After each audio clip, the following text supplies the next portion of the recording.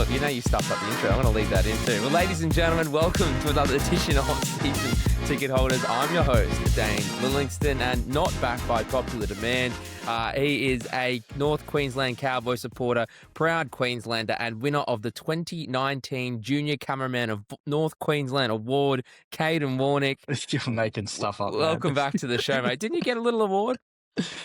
No, I haven't got any awards, but I am a good cameraman, so they say. I'm not a junior either. I've been doing this long enough. You're the junior I thought we printed. podcaster, I thought we printed something out for you. Yeah, I printed your award out too, if you remember correctly. The Sweatiest Fuck Award, I believe it was called. All right, I we'll just bleep that out later.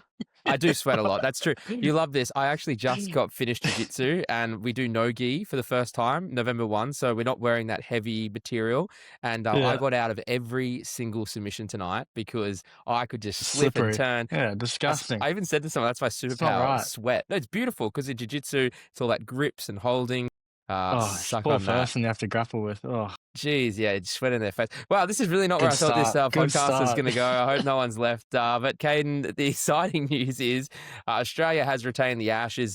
I'd say exciting, but I don't think too many people are excited just because it was always a foregone conclusion, right, that Australia was going to do this. I mean, I'm going to go through some little stats that I picked up here. But so Australia, obviously, for those who didn't see the result in the weekend in Liverpool, had a really nice crowd there. And it was close. I mean, it was 4-4 at halftime. Ended up being 2 tries. Cameron Munster, a bit of moment of brilliance. They scored 2 tries, Australia, 48th and 56th minute, Cameron Munster and Hudson Young. And that ended up being the difference. So, yeah, it was all penalty goals in the first half. So it was almost like a rugby union game, really.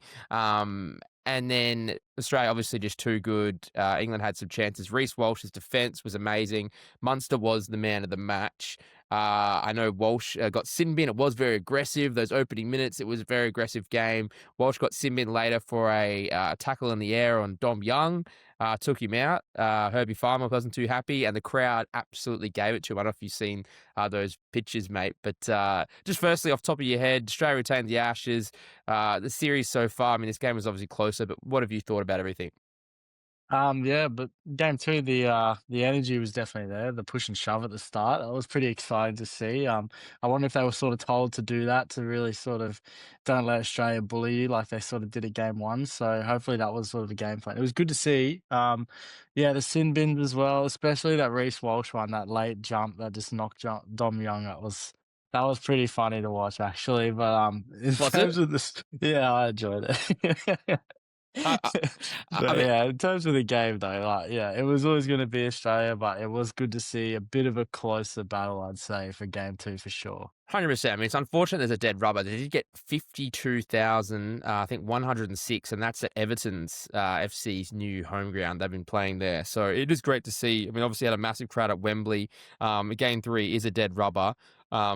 But at least it was closer. They obviously brought AJ Brimson at fullback. We called for this on this show. I think that was a good move. And Morgan Smithies, the Raiders forward, they brought him into the game as well. I don't know why those two didn't get a shot in the game, in game 1. Like, obviously, I think they made the best choices they could, right? Yeah, AJ definitely should have played 1. And Morgan Smithies as well. Like, that's a 80, like, you can play 80 minutes. He can play 80 minutes. He played 60. Very versatile position as well. 60 minutes off the bench. Yeah. And the other players played, look at this weird bench. They played 11 minutes, 16 minutes, 16 minutes. And then Morgan Smithies is the only one who had a significant contribution. He played 60. Yeah. There you go. Yeah, interesting choice there, mate. So, yeah, I don't know. I mean, this is probably just about the best team England can put out there for a dead rubber. But it was good to see the crowd. Have you heard anything from your English mates? Obviously, you'd spent a lot of time there recently. Did you hear anything from them? And, was there interest there? Or? Not so much game 2. It's a bit out of the way up at, where is it, Everton Stadium? So in Liverpool, yeah. In Liverpool, so it's a bit of a trek compared to Wembley. But in saying that, I think you saw a bit more of the fans watching the game were more favoured to the English rather than Wembley was just Australia, like through and through. How many Aussies live in London? You can attest to that. Yeah, just so many. There's too many bloody pests like cane toads. Queenslander. Yeah, that's it. Yeah, But that yeah, was the good thing about this too, though, because this is more like heartland of rugby league, like the north of England, and that is where rugby league is popular. And you could see that in the crowd.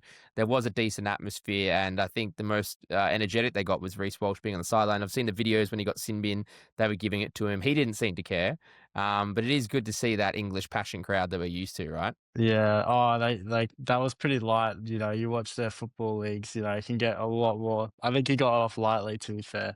Did you you went to some football matches when you were there? Did you see like the crowd get pretty into it, mate? You hear the stories, and I just say it's just loud all the time. If you watch NRL, it's sort of like if something happens, I'll cheer. It could go out for a corner kick, and it's like they won the league. But just like the police presence as well, especially out front, it can be like that. So I don't think I'm not sure what it's like watching the rugby league over there. I know that they've got a few clubs in that area, but the fan bases and they're chanting, constantly making noise, singing songs, all that. That'd be pretty cool to see in the NRL, but I don't know. That's more of a UK thing, I'd say.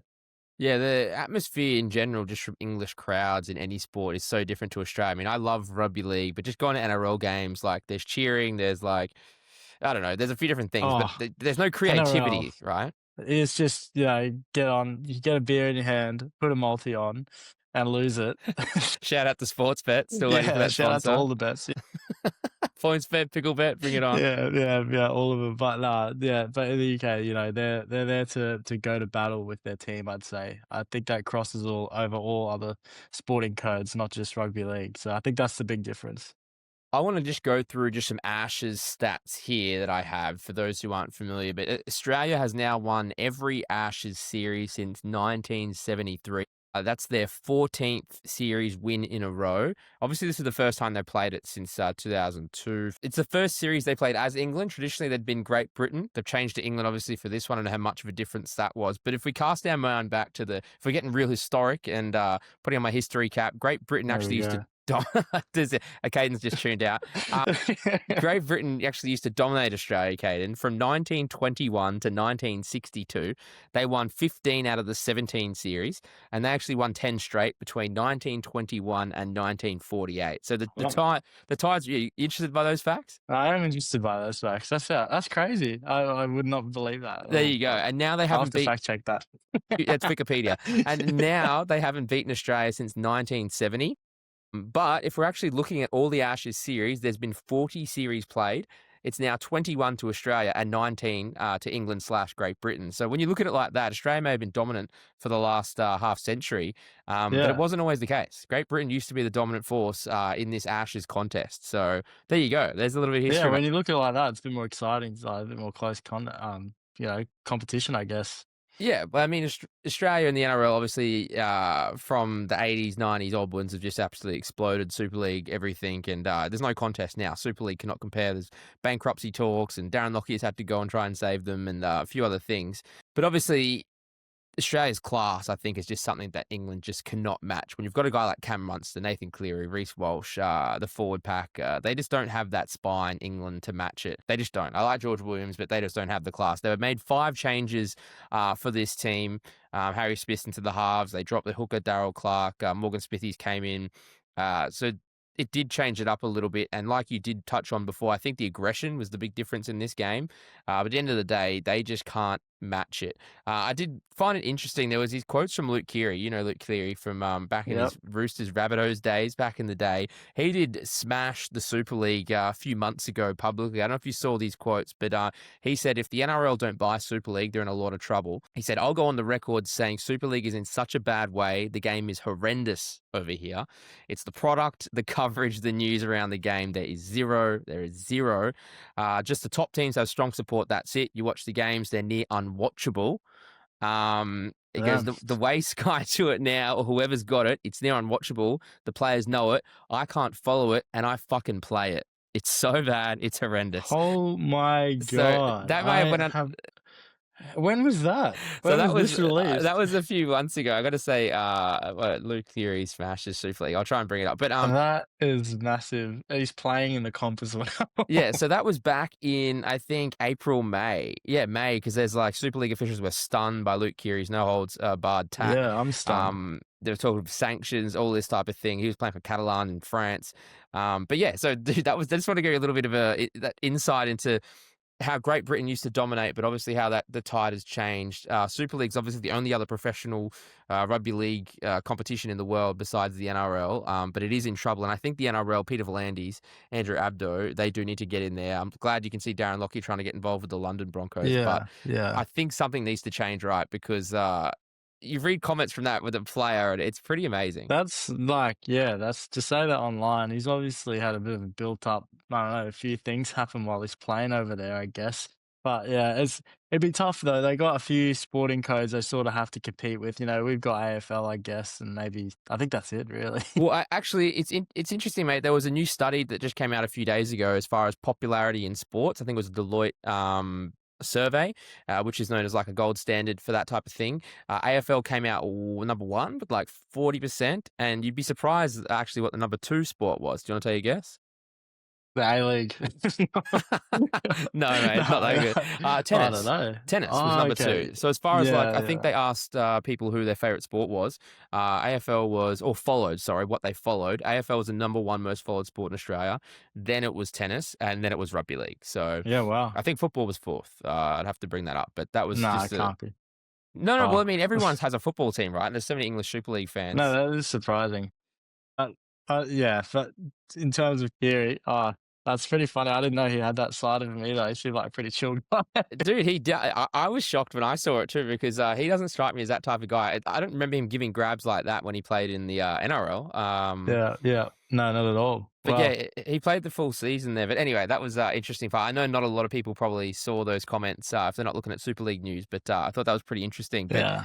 there you go. Anyway, mate, that's all I can really say about the Ashes. The third and But final test. yeah. You go. But I tell you, like Kiri though, like that Darren Lockyer, like trying to get a team in London, that would have helped massively for the whole competition for sure. I just can't. I'm so surprised that London don't have an actual team. But Well, that just seems like the first place that would have a team over there. Well, they do have a team, the Broncos, but they're Yeah. not playing in the top flight. So they're playing in the level below the Super Leagues. And they were hoping that they were going to expand the Super League next season Mm. to get back in there after they were relegated, I believe in 2024. And they wanted to join an expanded 14-team Super League for 2026. Ended up getting rejected. So Yeah. they have to play in the championship, similar to obviously football over there, and hope that they can make their way back. But you're right, like having a footprint in London, like that would be pretty important, right? Like, Yeah. from Well, being over there. you just have like incentive. Like as a player, you'd want to sign somewhere like London. It's so appealing to live there, I guess, rather than, a bit more north where it's not as big, not many opportunities, I guess. I feel like that would similar to I don't know, Perth, for example, like Perth Bears, like players would want to move to Perth. It's such a nice place. I feel like London would have the same sort of connection. That's a good point. And I mean, they are going to do 14 teams in the Super League next year. So they're increasing it by two. But they're going to have two French teams, which I think is cool. And then the other 12 teams are literally all in the north of England, mate. You've got Leeds, Bradford, Huddersfield, Wigan, St Helens, Warrington, Wakefield, Hull, York. They're all, it's literally, I'm Oh, looking at the map, nice. and they're all in one chunk of that north of England. Yeah, yeah. So hopefully London can get there. But that's the Ashes anyway, mate. So we've got the third and final game coming up at Headingley at Leeds, which is definitely, that's a rugby league.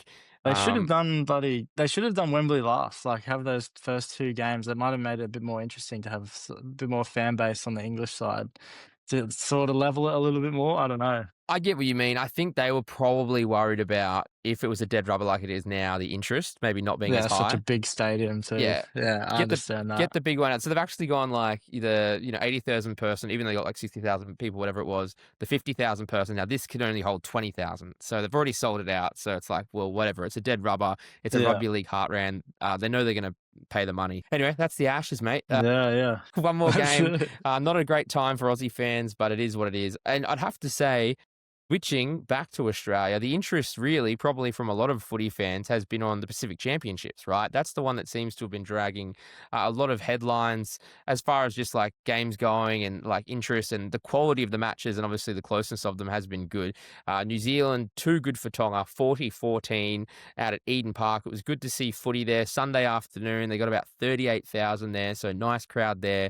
For New Zealand, there was way more Tonga fans, man. Like you see the red Always is. There it always is. it's insane, right? And, like, they didn't quite I was watching the beginning, like, they didn't really they were worried they might boo the haka. I don't think they booed it, but the passion for the Tongan war cry was just way Oh, different, right? unmatched, man. The energy, like just being one of those players, like you'd want the ball first for that first hit up. I'd just be like so pumped up after doing that. It's so good to watch. Well, dude, one thing that I got a lot of talk from the last podcast wrapping this was the amount of Pacific Championships or Pacific Nations fans that are out there that want to have sort of content about their teams. Like the amount of Tongan, Samoan fans that were really getting behind the content. Like there's obviously a lot of interest there that's probably still a little bit untapped from a lot of like mainstream media and that type of thing. So it was good to Yeah, see. for sure. It's good to see them come out, mate. On TikTok, they were loving it.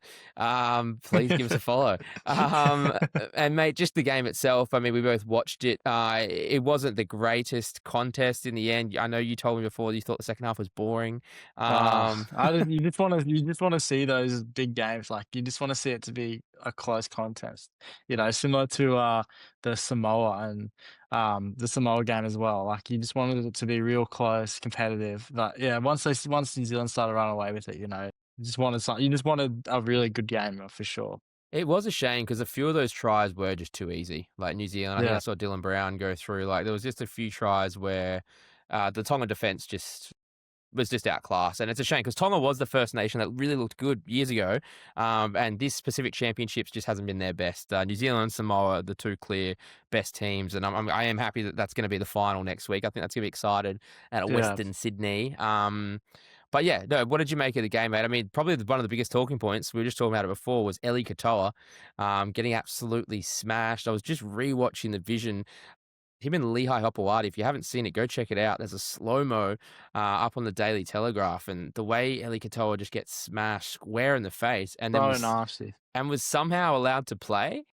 Yeah, I don't know if they just sort of tried to hide that a bit as well, because the footage wasn't really brought up until halfway or halftime, or even I think the first or second time Ali Katoa got HIA during the game. So they must have done really well to hide it and just sort of get him out there. I'm not sure, but yeah, it was such a bad head knock though. It just got him square in the nose, and you could just see even from his eyes, it was red, bloodshot. Just you wouldn't want him to play a game for sure. The I don't know slow how they got away with that. the slow-mo of the warm-up is just like he looks like he clenches up right after it, which is definitely a Yeah. sign of like a Yeah, you concussion. see the arms stiffen and You everything. see him Like, like I'm not. just They from must have watch. been warming up doing I don't know, like kicking, and catching, catching bombs or something. Well, I'm not that's sure what it what they were looks like. doing. It looks like he was coming down from catching, and I don't know what Hopewadi was doing, but he almost just jumps into his face, and you can actually see Katoa's fists clinch. And just from watching a lot of MMA, that's usually a sign of a knockout. Yeah, that's right. And somehow he was still able to play. And then, unfortunately, they said he suffered 3 separate head knocks. And I'm just going to read out the quote here, which isn't very nice at all. It says he was taken to hospital after suffering seizure activity on the bench during the second half. And that was a statement that they released. So that's pretty nasty. That's not what you want to see. Obviously, you said his face just did not look good at all.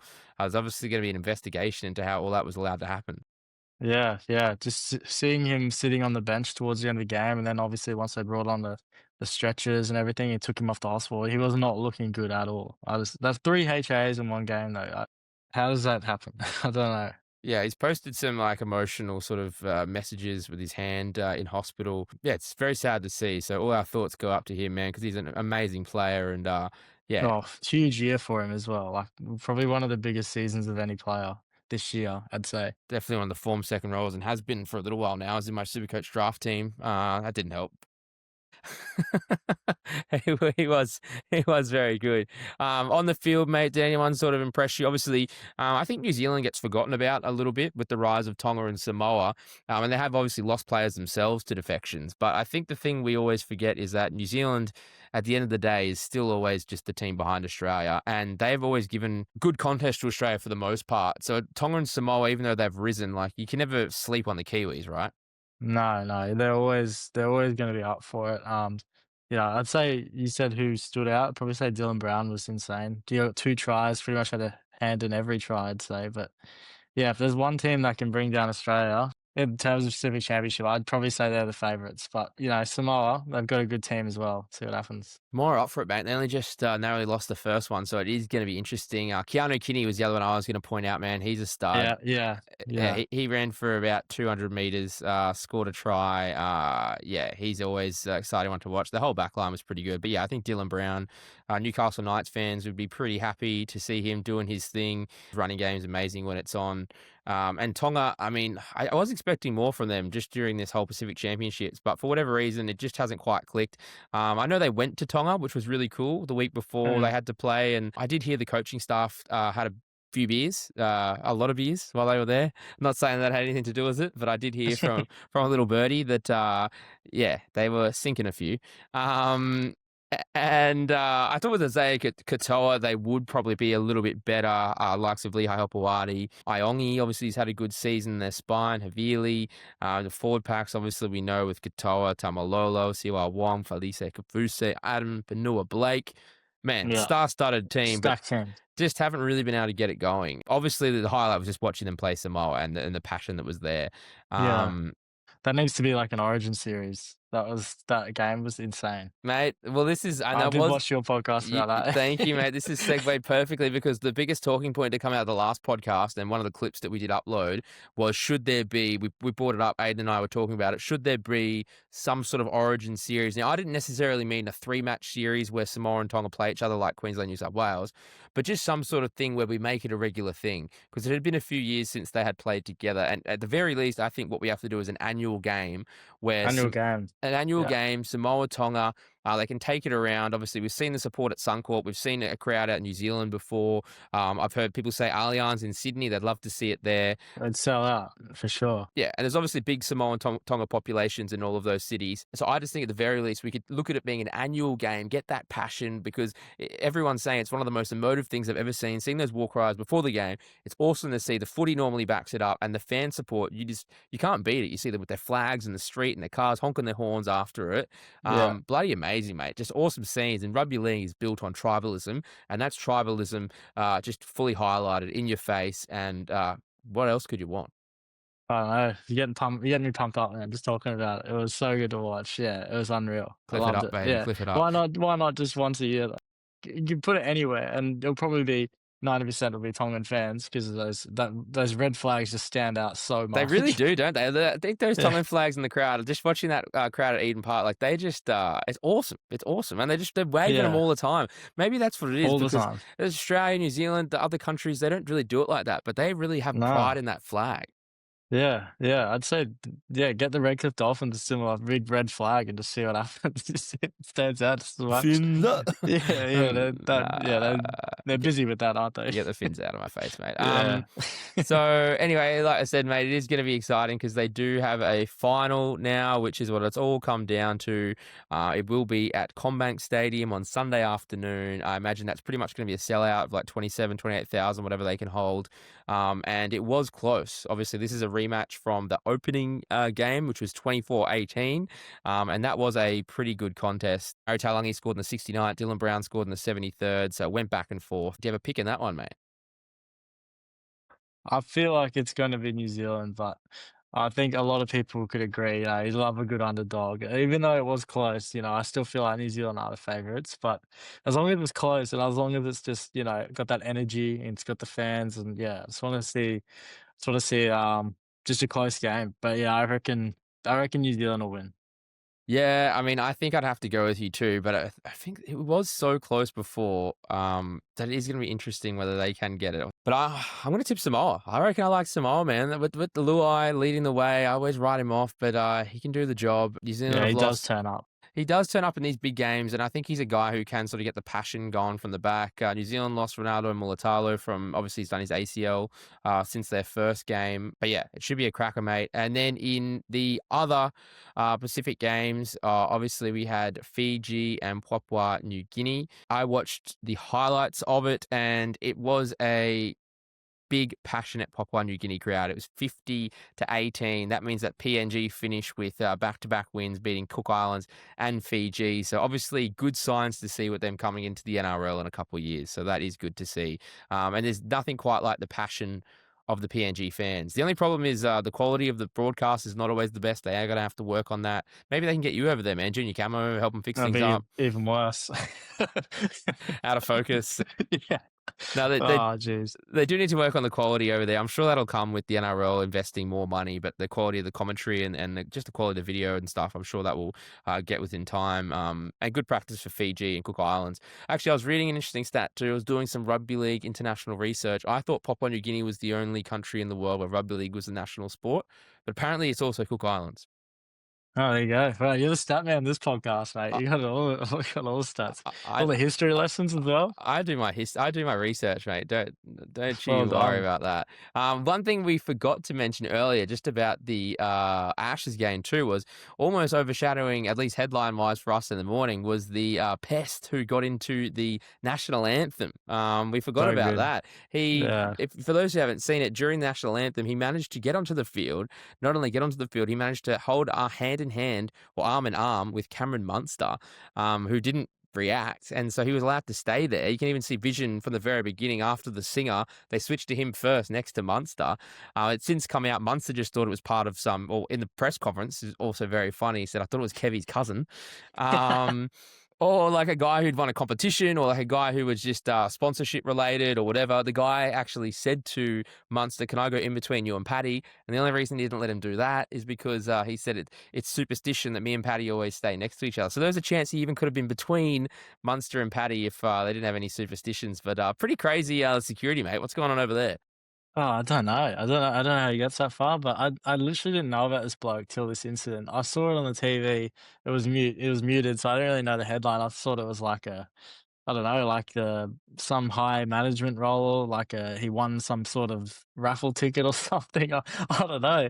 But I checked this bloke's Instagram out. He does it quite a bit, eh? He does it for the cricket. He's done it for Union. He's done it for football matches over there as well. He's a bit of a pest, but yeah, good on him, though. It's pretty funny to watch. Daniel Jarvis, so serial internet prankster, he has now been charged by police with disrupting a person engaged in a lawful activity. He's been remanded in custody at Liverpool Magistrates Court. Obviously, the Australian camp weren't too happy, as you could Yeah. imagine, for such How's a the big yeah. international. I know, how's the security too? Like he does not look like he belongs in that line for sure. He's a big boy. He's got 127,000 followers on Instagram. Do you reckon they would happen to fly at a Premier League game or at the World Cup? Oh god, no. No, I wouldn't try that. No way. Well, Yeah, just yeah, very funny. It's very funny. yeah, it's all fun and games until someone gets knocked out. Well, that's international footy, mate. We've only got one more week to go, so it will be interesting. Obviously, dead rubber in the Ashes. I think Samoa, New Zealand is the tip of the footy this weekend. It is going to be pretty exciting to see. It'll be interesting to see how the Kangaroos, how they respond to with Reece Walsh. Can he do it again, score a few more tries? Or will Kevin Walters try and mix things up? He's got Dylan Edwards there as well, but I mean, I think based on what we've seen, they're going to stick with a full strength team. Is that what you'd be doing last game? You'd think we're just going to Yeah, see no real I don't changes know. needed, or Yeah, I wouldn't really. I don't know about bringing Dylan Edwards on because, even as a case of you wanna give the young ones experience at this sort of level, it's like, well, Reece Walsh probably is he's just wins it all. He's the younger one. He's definitely, at the moment, the more informed one. So and Dylan Edwards, I don't know, this season, he just looks like he's just got niggling something constantly. So as a Penrith fan, you probably want him just to enjoy his little holiday over in Europe, I guess. well, they've got Mitch Moses, Jacob Preston, Isaiah Yeo obviously was ruled out with the HIA for this one. Still got a few players there sort of lurking they could potentially bring in if they wanted to do that. I did read that they have gone to Scotland for a few days, a bit of a present, bit of a holiday, man. Did you get up to Scotland when you were there? No, didn't get to Scotland. I went to Ireland, but Okay, yeah, it's a different country. I that's don't want pretty to good. offend any of our Scottish viewers out there. How was Scottish Ireland, listeners. mate? I'm from Ireland, Yeah.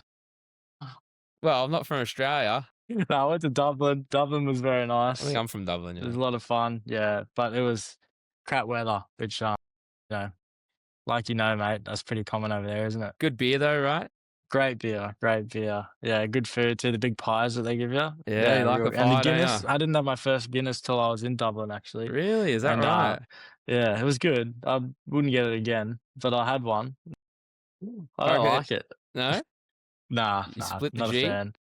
I tried a couple times. Oh, yeah, you do. That's It how was they get getting you. worse. Good marketing tool, eh? Just skull of it. Yeah, great marketing tool. Yeah, Awesome. Man, I got to get to Scotland and Ireland. That's big on my list. I've been to London, but that's about it. yeah. Mate, Kaden, enjoy the football, mate. It was good to have you back on again. Lovely to have you here, mate. And Thanks, mate. hopefully one day you get promoted to that senior cameraman. One day, mate. When I get to your age, maybe. I don't know. Oh, fingers crossed if you make it.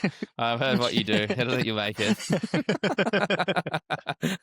See what happens. All right, mate. Kaden, thank you very much for joining us again on Season Ticket Holders. Righto. Thanks, mate. See you later. He's off me. All right, guys. Thank you very much for listening. Take care. Enjoy the footy this weekend because this is going to be it. Obviously, after this, it switches to pre-season. No more games until we get into the trials in like February next year. So enjoy the footy this weekend. Give us a follow on social media. Take care. We'll talk to you soon. Bye-bye.